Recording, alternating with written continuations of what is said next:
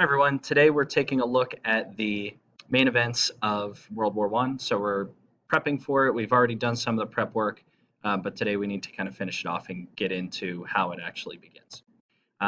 First, just a quick review. Ernest Renan, he's a French nationalist. He's writing after the Franco-Prussian War, so he's lamenting the loss of Alsace and the loss of Lorraine, those two regions that Prussia gains and then Germany gains after the Franco-Prussian War. Also, kind of the fact that Otto von Bismarck chooses the Hall of Mirrors in the Palace of Versailles as a personal slap in the face to France, and he's kind of rallying French support behind this idea of being French, that, hey, even though we lost the war, we still need to consider the past events of France and France's history when we're thinking about what makes us a nation. So we have those elements of nationalism. We've already looked at imperialism, and today we are taking a look at the ultimate causes of war. These are also called distal causes, the kind of real reasons for war, not just what happens that precipitates the events of the fighting, but why actually war is being fought in the first place. So, for example, proximate cause of the Revolutionary War, that's the immediate cause, is the shot heard around the world, the initial fighting breaking out of Lexington and Concord. But the ultimate causes are really based around how Great Britain views the colonies versus how the colonies view themselves. Great Britain thinks of them as, in the mercantilist perspective, that they're there for our purposes to do with as we see fit in order to make money for the empire, whereas the colonies view themselves as British citizens, being able to be afforded the same rights and privileges that British citizens living in the British Isles would have. So today we're looking at some of those ultimate causes. We will also get into the proximate cause of World War I. Ultimate causes, we have a nice, neat little acronym for you, MAIN, M-A-I-N, militarism, the rapid buildup of military forces, alliances, the agreements between nations, imperialism, which we've already talked about, that expansionism, and then nationalism, the idea that there's pride in your country. And a lot of these are, and you'll see as I go through each one individually, they definitely have some tie-ins to both of them. These are not mutually exclusive causes of war. We got Gucci Mane up there in the top right, and then if you look down there, we have a nice little visual for you. So the stick of dynamite is the four main causes of war, and then at the top, the spark that kind of lights everything off is the assassination of the Archduke. So let's go through those four main causes now. I also had a teacher explain to me that this teacher uses main NBC. To me, I think this is splitting some hairs a little bit, but it does a nice job of getting the newspapers involved. Last chapter also talked about the Balkan crisis. We're going to see how that plays a role in this as well. But to me, the E for economics really is a part of imperialism. It's a part of mercantilism, which ties into those imperial political perspectives. So militarism, this rapid buildup of military forces, and a kind of pride, so again, relating to nationalism, a kind of pride in your abilities as a militaristic nation. You can see on the chart and then in the quote down below, the rapid buildup. So from 1910 to 1914, we see an explosion in terms of military spending. Countries trying to ramp up for warfare, and Germany is probably the largest of them, 73% in those 4-year periods. You're seeing almost doubling over the course of 4 years in terms of military spending. Germany admires Great Britain. They admire the naval prowess, as we'll see in a minute. And so we see that rapid buildup. And if your neighbor is building up, that's going to make you want to build up your armed forces. And so you end up in kind of a pseudo arms race between each other in terms of these European countries. Militarism, specifically talking about the Navy. Britain against Germany. Britain is the #1 naval power. Germany kind of realizes, hey, if we're going to be a major player on the world stage, if we're going to be a major player in terms of imperialism around the world, then we need to have the ability to protect ourselves as well. And so Britain builds the HMS Dreadnought, as you see there, and then Germany begins to say, hey, that's a good idea, and build their own ships. They're going to call them dreadnoughts, and so we kind of have this ubiquitous title named after that one particular ship. I'd encourage you, it's not a long video clip. Please watch the video clip on the HMS Dreadnought. It will also get into how Germany is going to expand as a result of England's expansion, of Great Britain's expansion as well. So take some time, go ahead and view that for me right now. When you're done viewing, again, here's the game Battleship. It's kind of based off of this perspective. If you get a chance, check out the commercials that I'm using. Alliances is our next one. Triple Alliance 1882, shortly after the Franco-Prussian War.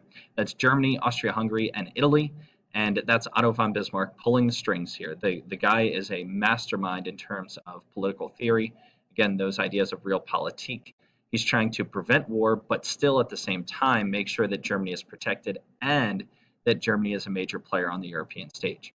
That's going to lead to the Triple Entente in response to the Triple Alliance in 1907. 1904, Great Britain and France already make a treaty with each other, but Russia joins in 1907. Other alliances that we see, Serbia and Russia, they're both Slavic peoples. Germany and Ottoman Empire just hoping that somebody will protect them as they are in decline. And then Great Britain and Japan. Great Britain is all over Asia, and so it makes sense. Japan begins to have imperialist leanings as well, so it makes sense for them to kind of join up with Britain. Now, the key here is that not all of these alliances are known by all parties in Europe. Some of them are secret alliances, and that's going to create problems. So if a country attacks Great Britain but doesn't know that Great Britain is allied with Japan, then Japan might jump in without their knowledge. Key here is knowing what those alliances are and kind of preparing for them. That's the A in Maine. Here's a great illustration that really kind of shows how these alliances are going to lead to a domino effect of warfare across Europe. You can take a look at that tiny Serbia down there in the corner and everybody else following suit if people should come in.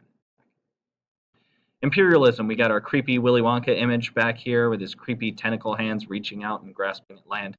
We've already talked about this. You've seen this slide before. Extending power through economic power, extending political power, using military force in order to get it done, kind of reaching and grabbing whatever you can. The idea that it's a zero-sum game, that if somebody else is gaining territory, that means you are losing territory. Somebody else is adding to their bank account, that means you are losing from your bank account. And so imperialism has been driven really late 1800s, but especially in the very, very late 1800s, early 1900s, as Africa gets carved up, as Asia becomes a focal point as well. Nationalism, the last one, the last letter in Maine is N, nationalism, the belief that your country is better than anybody else. And we've seen those ties already to imperialism, to that pride in your military, to competition. And really, the next area that we're going to look at here relating to the Balkan crisis is where nationalism comes into play larger than anywhere else. Pan-Slavism, the idea that all Slavic peoples should be able to enjoy their own nation together. That's a really, really popular viewpoint among Slavs during this time period. The problem is that that's not the case. These are modern day countries, but it's showing the areas that different peoples inhabit. Austria-Hungary is kind of up here and abutting this area here of Bosnia. That is modern day country of Bosnia and Herzegovina. And then here is Serbia next to it. Serbia is a driving force behind this idea of pan-Slavism. In fact, they have a variety of nationalist groups meant to help that cause. This area here, Bosnia, was annexed recently by Austria-Hungary. This is prior to World War I. Was annexed by Austria-Hungary, and that's creating all kinds of issues because if you look inside, we have all these different various Slavic groups that are in there, and they're not going to take too kindly to Austria-Hungary jumping into the mix. That leads to the Balkans, that region there being known as the powder keg region. We saw issues with the Ottoman Empire already. We're seeing issues with Austria-Hungary. It's really this powder keg. So if you imagine a big barrel filled with gunpowder, think any pirate movie you've ever seen where they keep the gunpowder for the cannons, or you've seen the beginning of National Treasure where the ship blows up there in the old ship. That's a powder keg. And all a powder keg needs to explode. Right now it's kind of stable, but all it needs to explode is a spark. The second image that you see there also does a nice job of showing that off for you. The Balkan troubles in the pot, and all the European leaders trying to keep the lid on the pot, but that pot is boiling over. This video clip here in the hyperlink, if you go to the PowerPoint and click on it, it'll take you to a nice little recap video of Maine. I'd recommend going through it. Hopefully you're back.